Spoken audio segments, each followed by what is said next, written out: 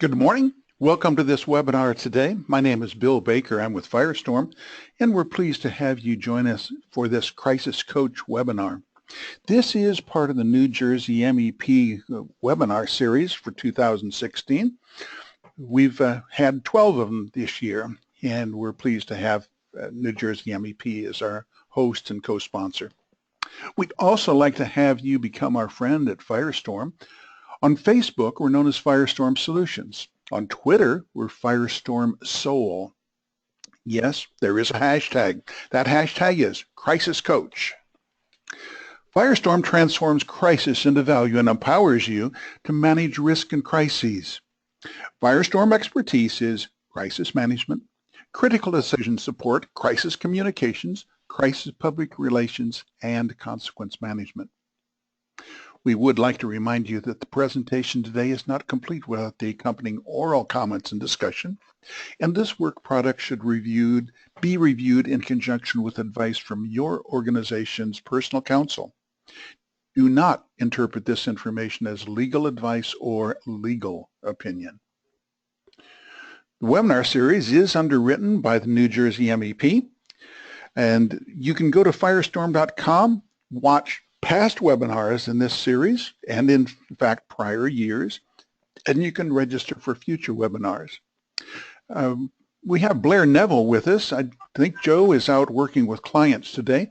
Blair, could you say some nice things about the New Jersey MEP? Bill, I can, and thank you for asking me to do that.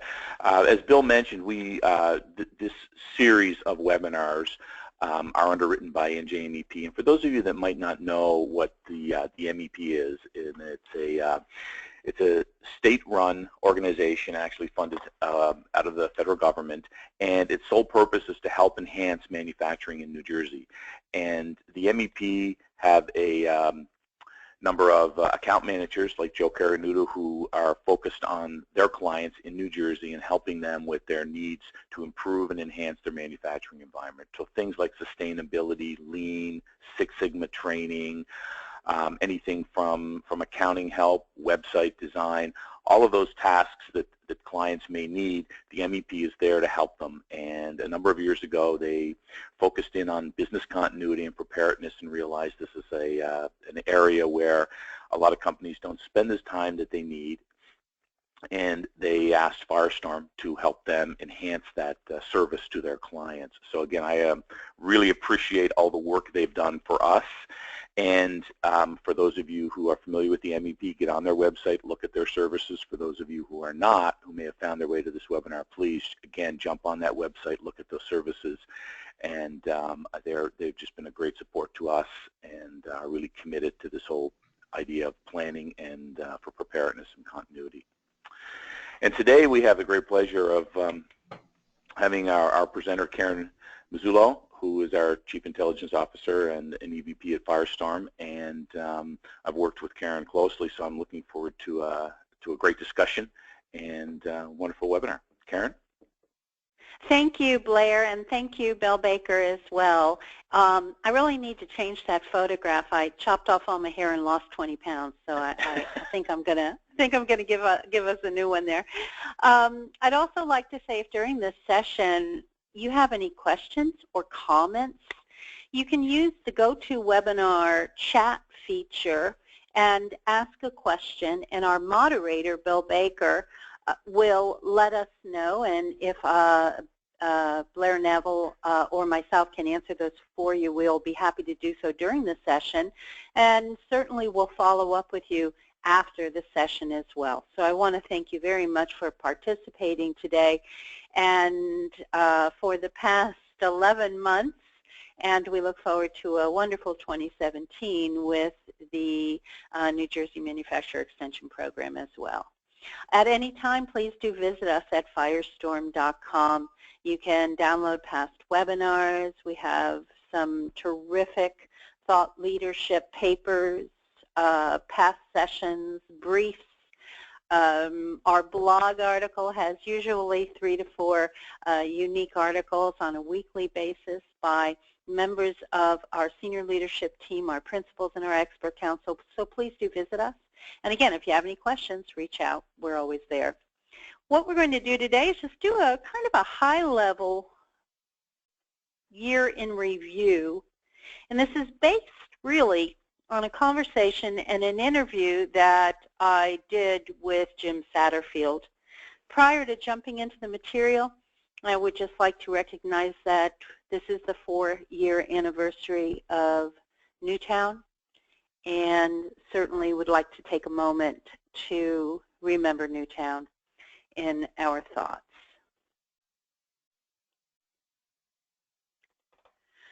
When I was talking to Jim about planning for this session, in wrapping up the year and looking forward into what threats we thought we wanted to think about and plan for in 2017, he said, really, Karen, it's about just planning for the unplanned. We do a lot of drills, we do tabletop exercises, we prepare our message maps, and we think we know about what it is we're sort of planning for. And the only reason we do that is so that when the unplanned happens, we have some amount of muscle memory that allows us to respond in at least a less than chaotic manner. And this year was no different than the year prior. We saw things that absolutely surprised us. The Brussels attacks, the blast in Chelsea in your own backyard. Nobody expected someone to target that race at the Jersey Shore. We had other natural disasters and continued cyber threats. So from terrorism, workplace and school violence, technology challenges, and natural disasters, we really saw all of those sort of high-level buckets of crises this year. It is the specificity or the specifics of those events that really are the unplanned. So the one thing we know is that in order to respond to anything, we must start with a strong foundation. And most of you know that this is the original foundation for the rebuilding of One World Trade Center.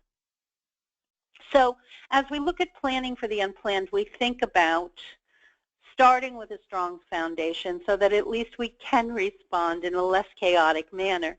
And we know that in most organizations, crises come from some pretty basic places. They happen to your facilities. Maybe you have a gas leak, or you have a structural challenge. They happen with your workforce. Anything from an act of violence to a thoughtless social media remark. There are information security and technology challenges, maybe an internal or an external confidentiality or data breach of some type.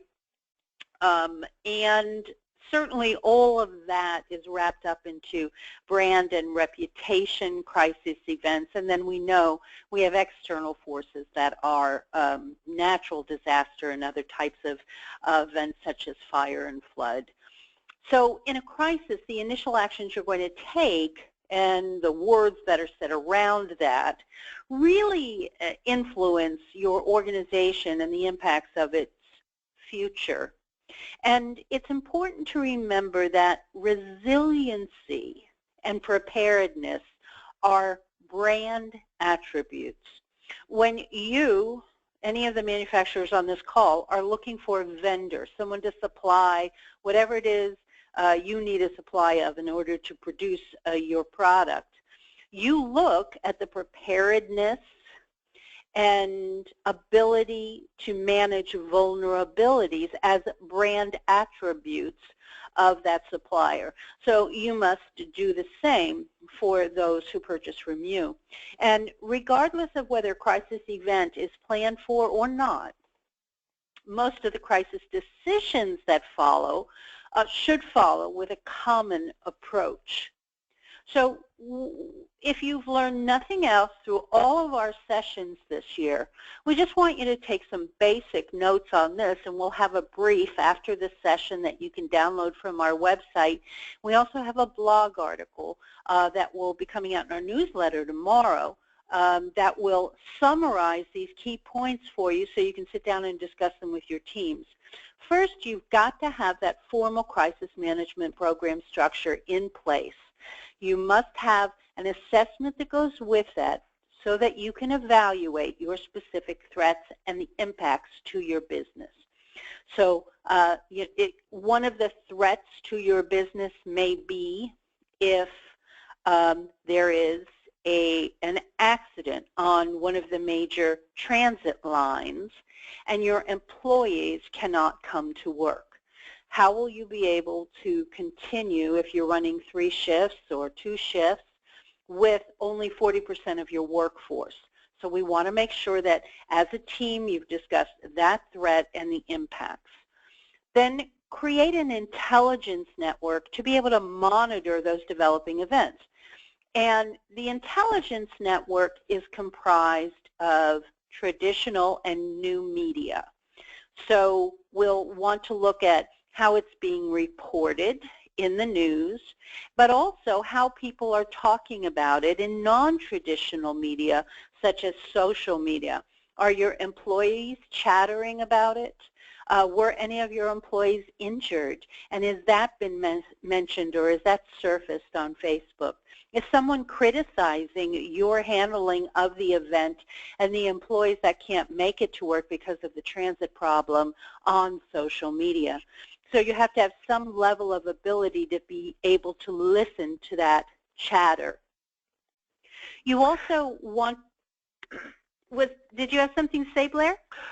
Yeah, Karen, I was just going to make a quick comment here. I think it's a great point in that I've noticed a lot of the clients that we deal with, there's a consistency within the manufacturing environment. A, you have a supply chain that supplies you with raw materials, number one, and B, it's very unlikely that you're not part of someone else's supply chain. You're supplying to somebody, a lot of contract manufacturers. So you play both sides of that. And one thing I've noticed is that most of the clients we've dealt with have a great vendor management group. They understand the vendors. They typically have a process they go through. They do a good job in vetting them financially, quality-wise. But as we get in and understand them a little bit better, that issue of monitoring them, understanding them year over year, looking for warning signs and red flags that maybe they're having some financial problem or maybe their quality is starting to slip before you start to see it on your production line. And being able to use these sources.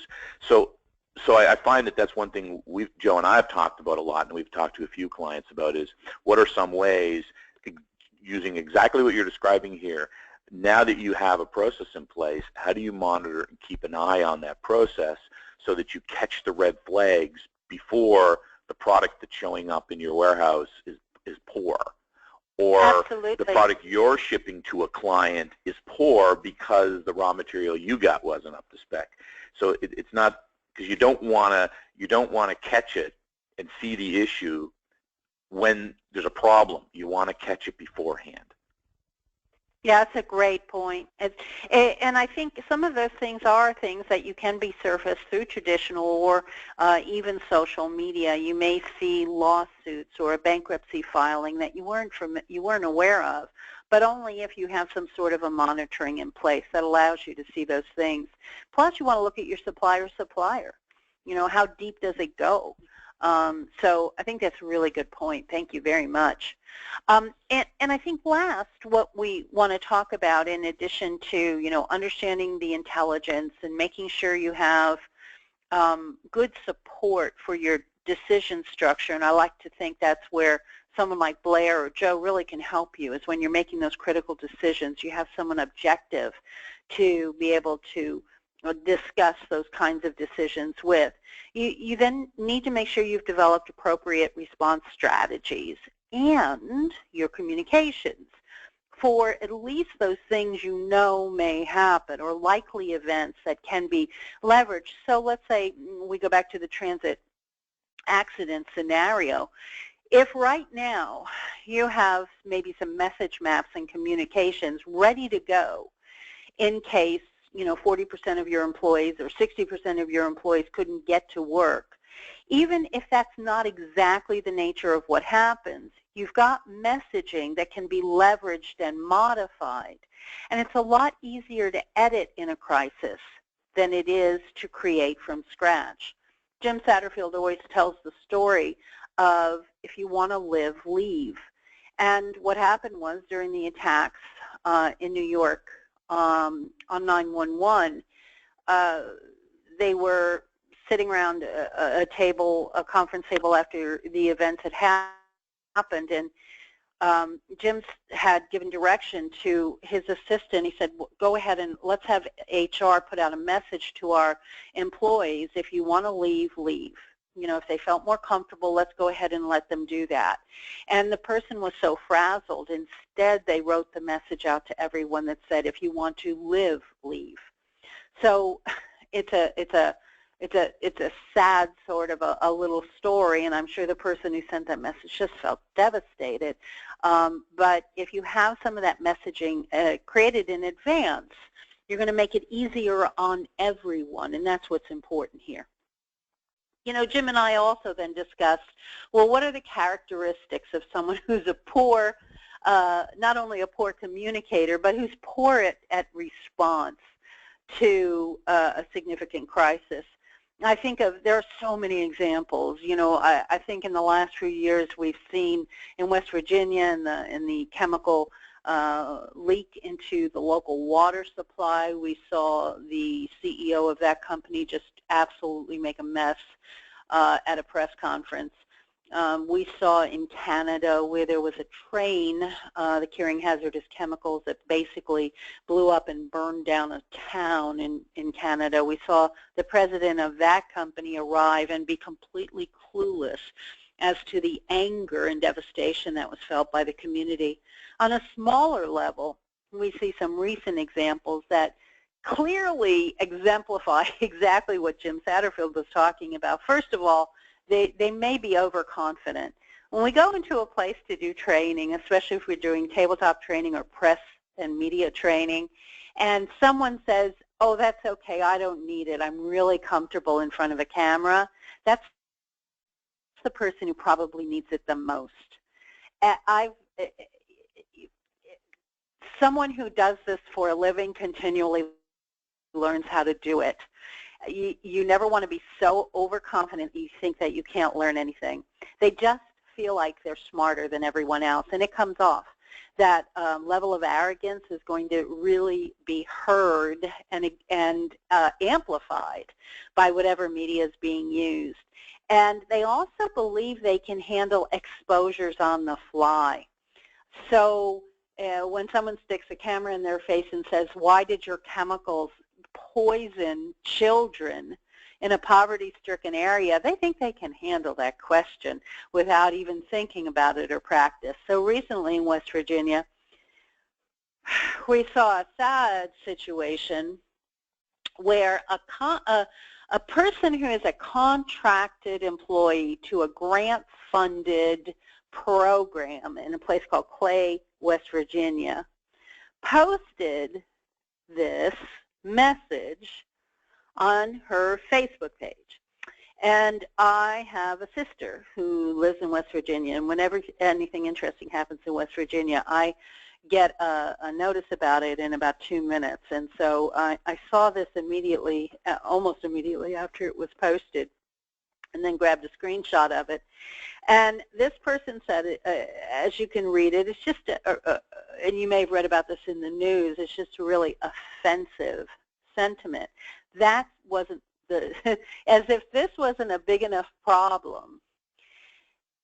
The mayor of this small town responded to that post and said, thanks, Pam, you made my day.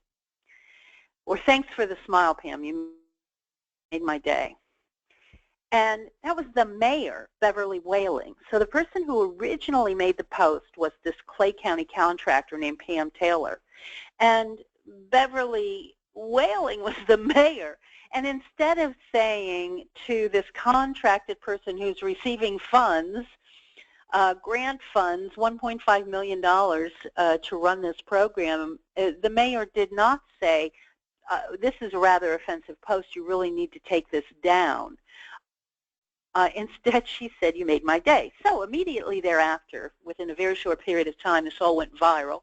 And of course, apologies began to be issued. So the characteristics of a poor response are really well summed up in these apologies.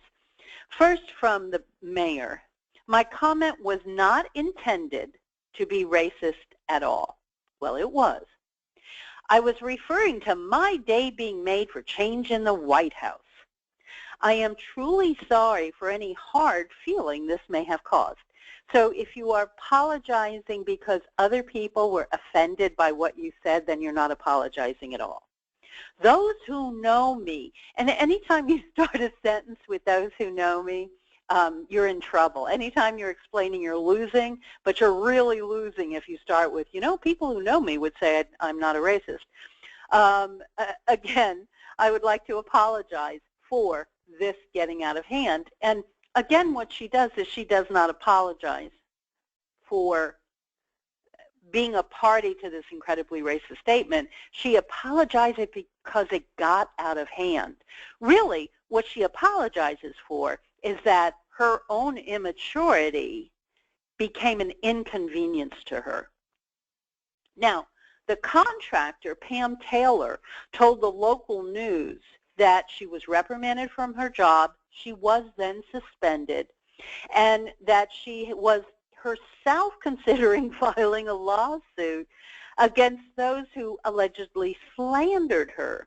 She added in the interview that the situation had turned into a hate crime against her, so she actually became the victim in this. Well, when you think a story can't get any crazier, they hired her back yesterday.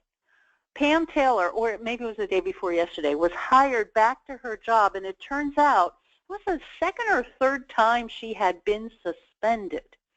So if you get a chance when you're done with this session, Google Pam Taylor, Clay County, and it is a really interesting story. And it shows everything that can go wrong with a response and the people involved when they are not trained or prepared, because it exemplifies that there are no controls in place, especially when you look at some of the reasons Ms. Taylor had been suspended in the past. There are no support resources that are identified in advance. So when somebody shows up and knocks at your door to interview you, there's no one there to support you, to speak for you, or no one has coached you. You don't have to talk to the media. Leadership lacks any sort of awareness of new or traditional media or social media, and are continually being surprised at how the events unfold. The board members of this county were shocked and surprised when someone came to them and said, hey, have you seen this viral Facebook post? It's gone viral in the last 24 hours, and it's about a couple of your people. They were shocked. And so the board then interferes with the decision process because they overreact, and they send really mixed messages. We also saw a similar reaction, although a much more serious situation, in St. George's County related to their school systems there. There was quite a significant series of scandals and issues that were not well handled, and when it came time, 5 board seats were suddenly being tossed because there were so many problems in the way challenges had been handled, and we'll talk about that in just a moment. But what we're going to talk about first is what happens when you are surprised. Jim Satterfield, I know those of you who have been on these sessions before have heard Jim say, the last time I enjoyed a surprise, I was 5 years old, and it was my birthday. And believe me, it was a really long time ago for Jim. So this was one that happened in September of 2016 that I think it's important to look at. And this was we've all seen these sort of goofy ads for kind of those local homegrown sofa furniture stores or mattress places. And for President's Day or some other holiday, they'll do some really silly kinds of commercials, themed commercials.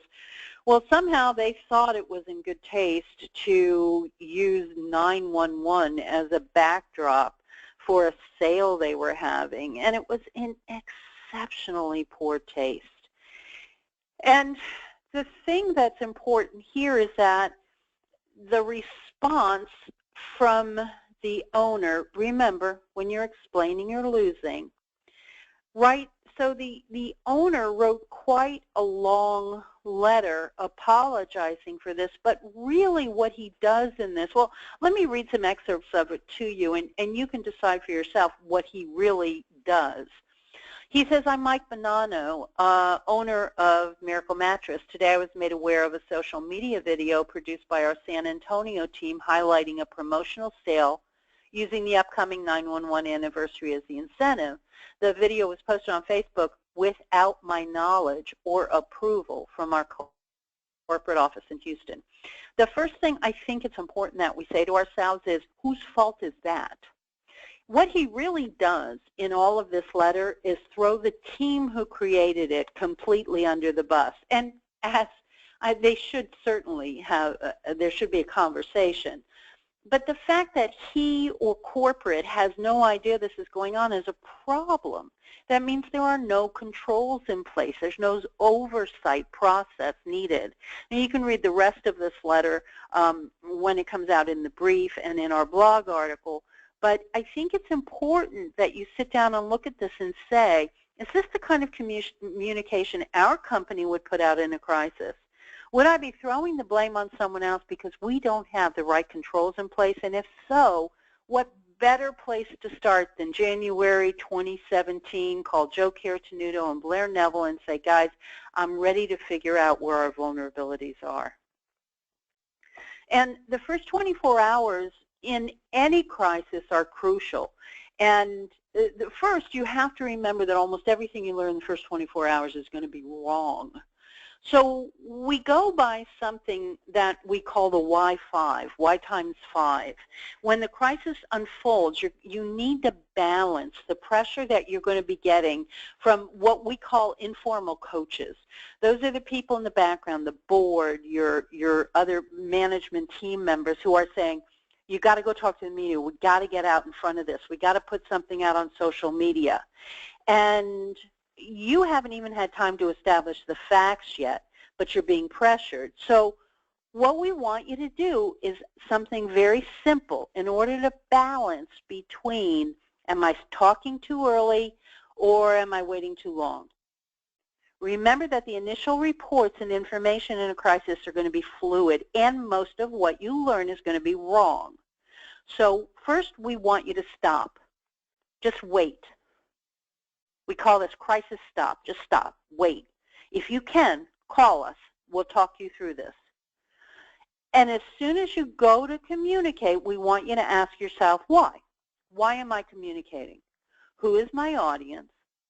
How is this going to benefit their understanding of the situation, their trust in me as a company? Is it going to enhance our brand and reputation? And is it going to help protect people and save lives? If you're not sure, if there's any doubt, stop and ask yourself again, why? The next time you go to communicate. Do that 5 times. Really walk through why you're communicating. And if you feel very comfortable and very clear about what and why you're communicating, then go ahead. But if not, there's no reason to rush to communicate, especially if you're going to simply be apologizing for past failures to communicate properly. When you do communicate, you at first are going to issue broad, not tactically specific first messages. And we're going to talk about specifically what those are with the 3 C's of communication. You also want to go ahead and let first responders or officials, if the mayor is involved, if there is, if it's a crash in the aviation authority is involved, something like that. We want to let the officials speak in an official capacity, and we take a back seat to that. And remember, those officials are going to discuss what happened. You are going to discuss the future, what will happen as a result.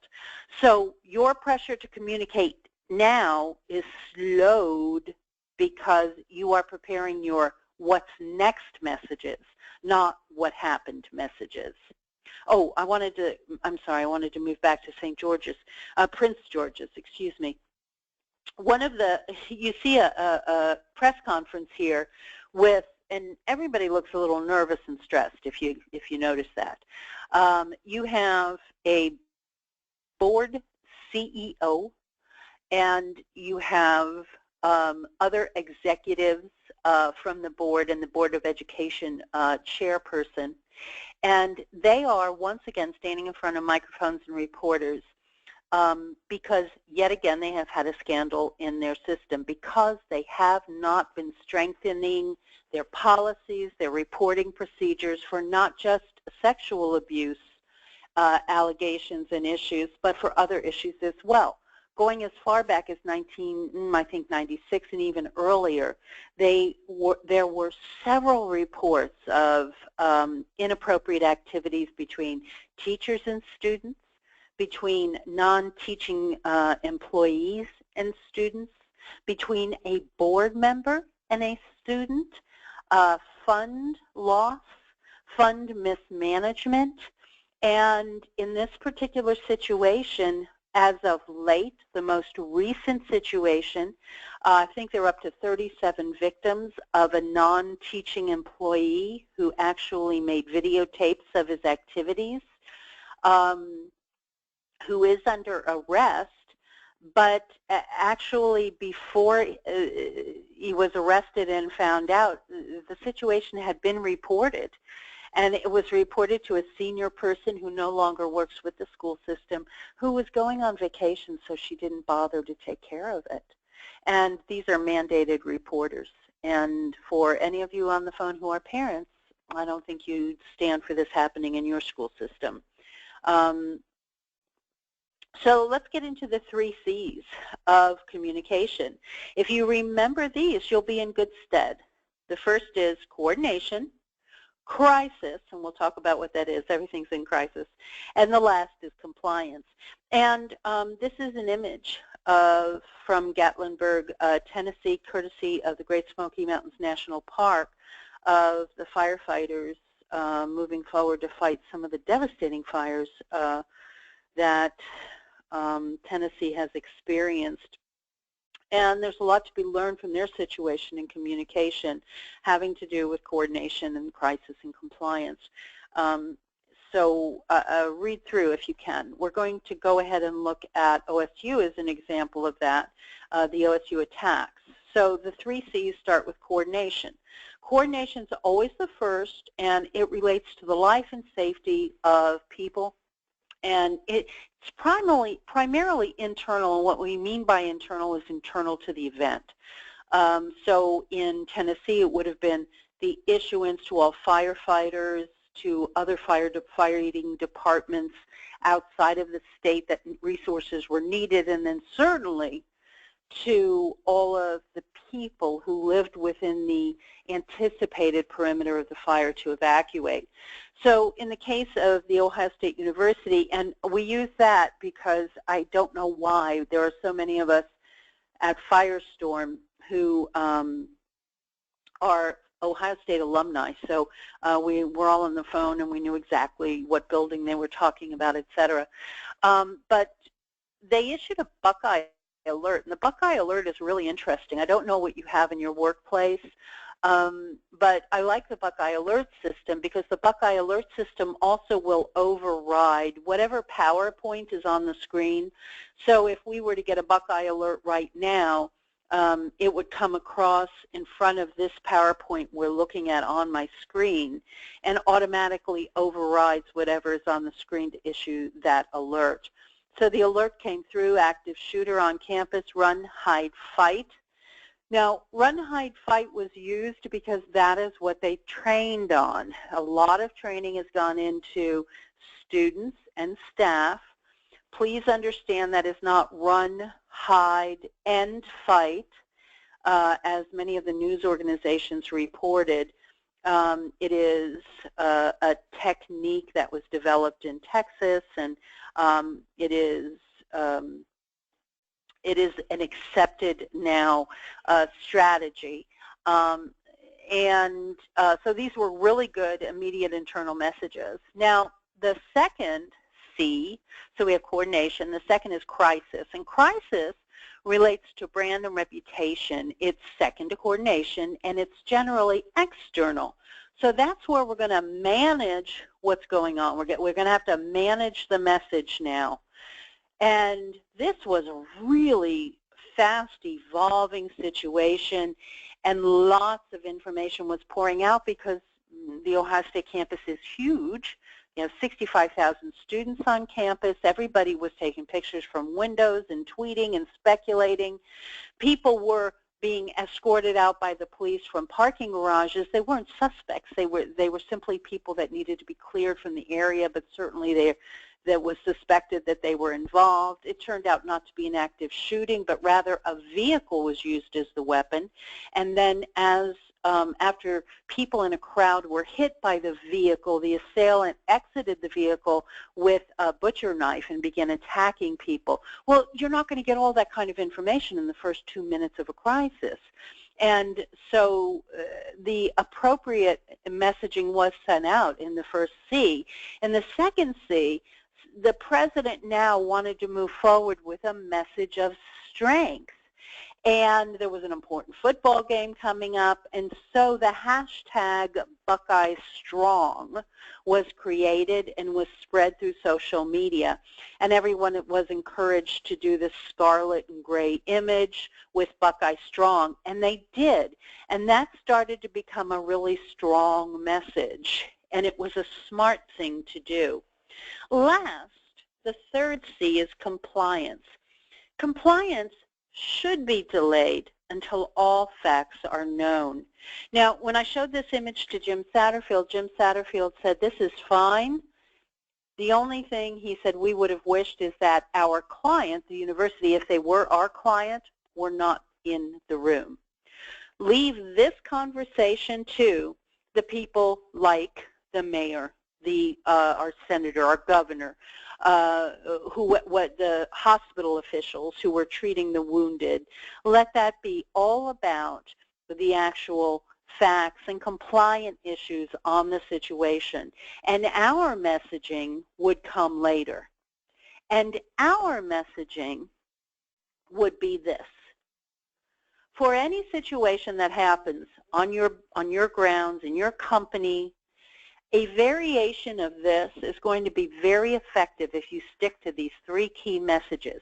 This is what we used on the ground in Virginia Tech and have used every variation of for all of the 10 years that Firestorm has been working in crisis, and since that event at Virginia Tech. The first is we will not be defined by this event.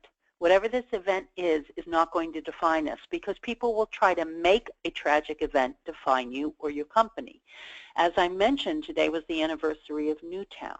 We don't want that to define Newtown, but sadly it will. We will invent the future. We need to invent future messages, the future of our employees, the future of our culture, the future of our products.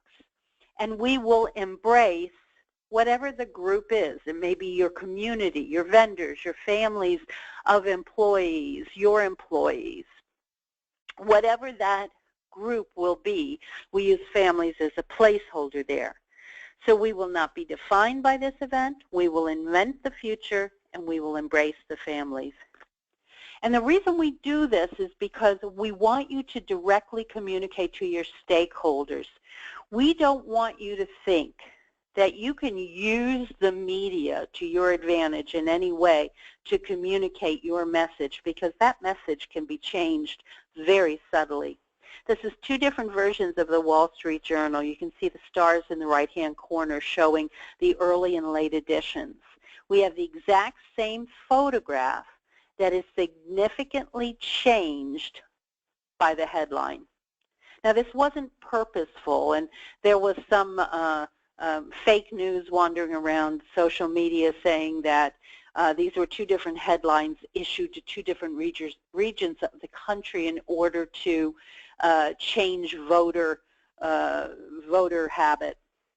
It wasn't. It was as more information was learned about what the picture in question was, the Wall Street Journal actually clarified its message through that headline. But those are diametrically opposing headlines.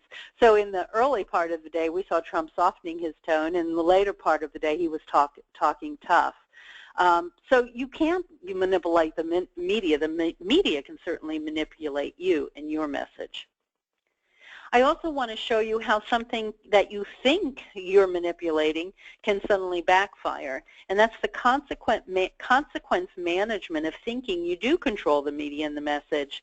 Kellogg pulled its ads from Breitbart amid hate speech concern or amid pressure from their customers and constituency over overtones of racism. So they pulled all their ads. The next thing they knew on social media, there was an hashtag, an effort ongoing using their logos called Dump Kellogg's. And a petition was started, sign the petition to boycott Kellogg's. Next thing they knew, Breitbart picked it up because it was just great advertising for Breitbart. Breitbart said, dump Kellogg's, the breakfast brand blacklist Breitbart, declares hate for our 45 million readers. And that, it really got a groundswell going.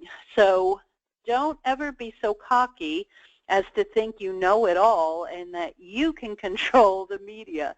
Instead, speak directly to your constituents. You have their email addresses. They follow your Facebook page or your Twitter page, and if you don't have those things, you need to. You have their phone numbers. You can call them up and talk to them personally, but remember, you control the message, because there are things and parts of the picture that you're not seeing. What you know right now is a very small piece of the world of what can be known. You know how to speak English. You also know what you don't know. Let's say you don't know how to speak Mandarin. Well, you know don't know how to do that. But there's a whole world out there that you don't even know you don't know you don't know. And that's where the danger lies. That's when you are continually surprised. When you're continually surprised, you cannot make optimal decisions, and your communications are going to be weaker.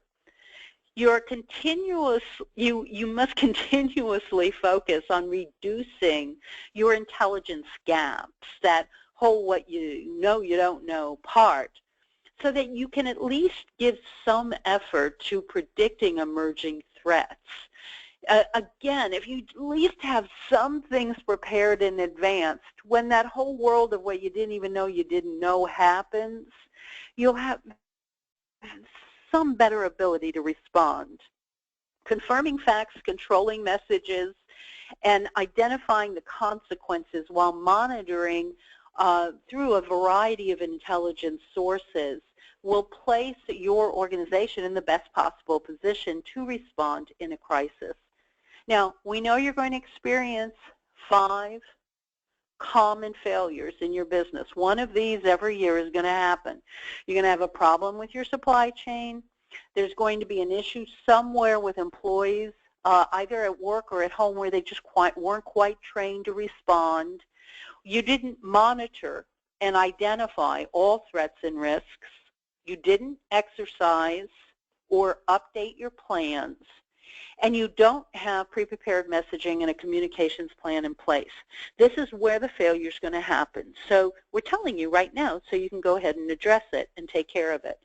Because we want you to move from this place, stage one, where everything is a liability and you're in a very immature place as an organization, through a phase where you're reactive to a phase where you're prepared, and the final phase of maturity where everything is part of your culture when it comes to preparedness. You're not just prepared, it's strategic. It's part of your culture. You have a clear playbook. You know exactly what to do with clearly defined and established roles and responsibilities. You have different people assigned by event type and basic and event type of information is available. You're efficient, you're timely, you're making good, solid decisions. You're not consuming additional resources that you don't have, and you have proven, clear, predefined messaging that's going out with a trained and identified spokesperson. Your plans are going to be tested in 2017. We want you to have those plans tested before a crisis happens, not in a crisis. And you can do that by predicting, planning, and performing. Predict, Plan, Perform is the Firestorm methodology. If you have any questions, you can contact Blair Neville on this call at bneville@firestorm.com, and he can help answer any questions around this you may have. Blair, do you have any closing thoughts for us? Karen, just a couple of quick points. Generally, I mean, there was a lot of different things mentioned in the last hour, 45 minutes here. All of the things that should resonate with everybody, that command and control issues, the communication pieces, are very important. And when you talk about a crisis, I think you mentioned it's business. It's not business as usual. It's business as unusual. And how do you, make decisions? One of the things that I've heard Jim say a lot of times, and I've mentioned it to clients as well, is that one of the things about all the people that I've met, especially in the manufacturing environment, they're very good at what they do, and they're trained to make decisions, but you're trained to make decisions with information on your product, your client, your customer. In times of stress, you have that information, and you have that data, you can make decisions. The problem is in a crisis, you don't have the information. And as Karen said, it's confusing, it's ugly. There's families involved, there's press involved, your business is involved, but you're still expected to make those decisions.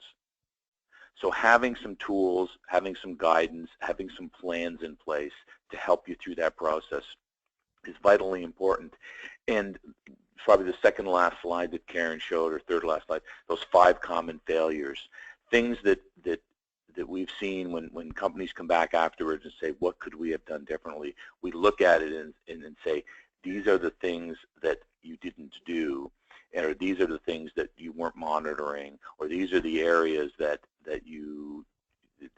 were a little bit less than adequate, and that's where it got you.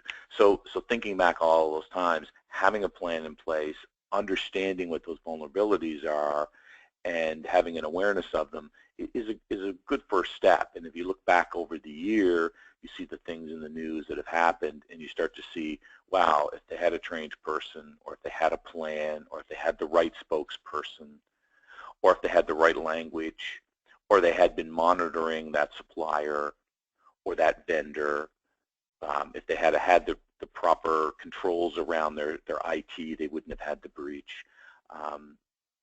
Hindsight is great, but by planning, that's something we can help you with and help you understand those things. I think those are great points. And you know what? We can play armchair quarterback before it happens. Instead of waiting for the day after, let's do it the day before. I think those are great points. Again, I would like to thank Blair Neville. I'd like to thank Joe Cartenuto and the entire New Jersey Manufacturing Extension Program for underwriting this series of sessions this year, and we do look forward to 2017 as well. You can reach out to NJMEP at 973-998-9801, and thank you for joining us today. If you have any questions or comments or concerns, please write us at webinars@firestorm.com.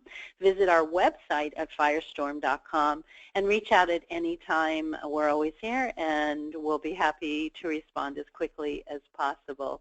That will end our session for today. We do appreciate your participation, and we look forward to speaking to you in January. Thanks for your time today. This will conclude today's session. Bye-bye. Thanks, Karen. Bye now.